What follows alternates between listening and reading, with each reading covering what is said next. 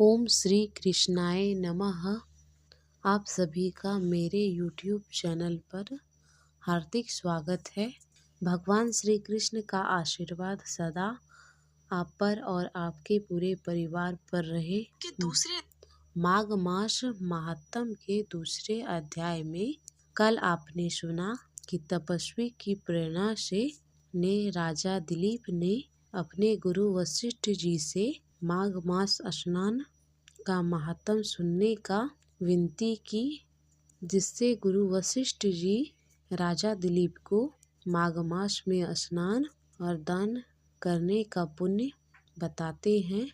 इसके बारे में जानने के बाद राजा वशिष्ठ जी से ब्रह्म ऋषि रघु और विद्याधर का प्रसंग सुनाने का विनती करते हैं।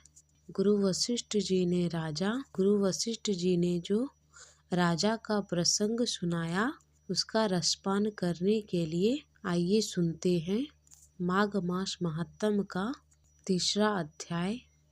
उम्मीद करती हूँ हर बार की तरह आज भी इस कथा को आप पूरा सुनेंगे।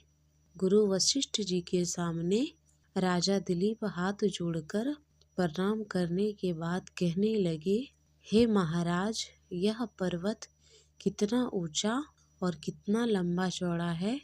वशिष्ठ जी कहने लगे, हे राजन, यह 36 योजन अर्थात 1 योजन 4 ऊंचा पहाड़ चोटी में 10 योजन चौड़ा और नीचे 16 योजन चौड़ा है, जो हरी, चंदन, आम, मदार, देवदार और अर्जुन के वृक्ष से सुशोभित है। जब धरती पर अकाल पड़ा तो अकाल से दुखी होकर इस पर्वत को और फल फूलों से परिपूर्ण देखकर भृगु ऋषि वहीं रहने लगे और यहाँ पर कंदरा वनों और उपवनों में बहुत दिन तक रहकर तपस्या भी करते रहे। इस प्रकार जब भृगु ऋषि अपने आश्रम में रह रहे थे, तब एक विद्याधर अपनी पत्नी सहित उतरा। वे अत्यंत दुखी थे। उन्होंने भृगु ऋषि को प्रणाम किया और ऋषि ने बड़े ही मीठे स्वर में उनसे पूछा, हे विद्याधर, क्या बात है? तुम तो बड़े दुखी दिखाई दे रहे हो। इसका क्या कारण हो सकता है? तब विद्याधर बहुत उदास स्वर में कहते हैं, हे महाराज, पुण्य फल को पाकर, स्वर्ग पाकर मेरा मुख व्याघ्र जैसा है। मेरे दुख और अशांति का एकमात्र यही कारण है। महाराज, न जाने किस मेरे पाप का फल मिला है। मेरे मन का व्याकुलता का अब दूसरा कारण भी जानिए गुरुवर।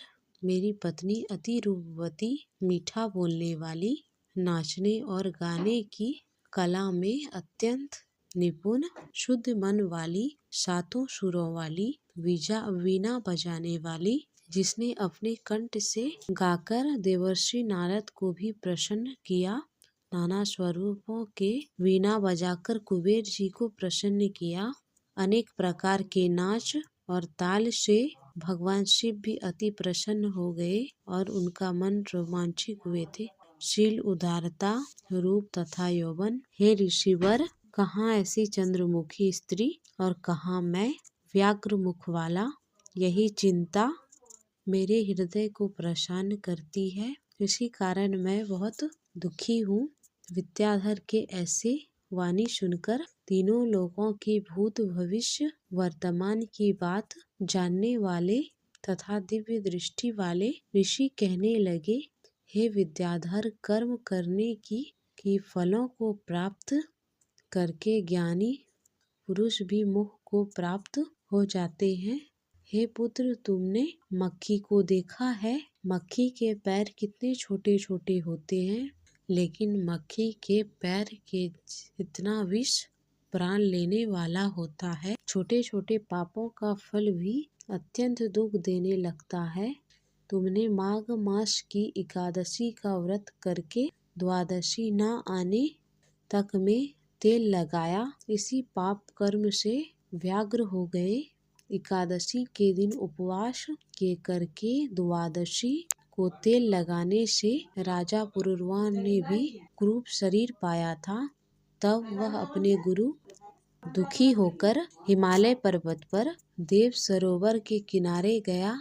बड़े प्रसन्न होकर शुद्ध स्नान करके कुशा के आसन पर बैठकर भगवान कमल नेत्र, शंख चक्र गदा पद्म के धारण करने वाले, पीताम्बर पहने, वनमाला धारण किए, श्री हरि का चिंतन करते हुए जब राजा पुरुरवा ने 3 मास तक निराहार और निर्जल रहकर भगवान का चिंतन और किया, इस प्रकार 7 जन्मों में प्रसन्न होने वाले भगवान राजा के 3 महीने की तपस्या से अति प्रसन्न हुए और माघ मास की शुक्ल पक्ष की एकादशी को प्रसन्न हुए। भगवान ने अपने शंख के जल से राजा को पवित्र कर दिया। भगवान ने उसके तेल लगाने की बात याद दिलाकर सुंदर देवताओं का रूप उसे दे दिया,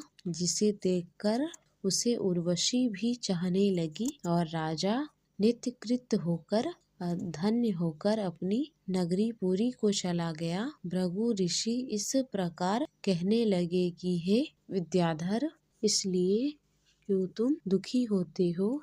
यदि अपने यह राक्षसी रूप छोड़ना ही चाहते हो तो फिर मेरा कहना मानो। जल्दी ही पापों को नष्ट करने वाली हेमकूट नदी में माघ स्नान करो, जहाँ पर ऋषि सब देवता निवास करते हैं। अब मैं इसकी विधि बताता हूँ, ध्यान पूर्वक सुनो।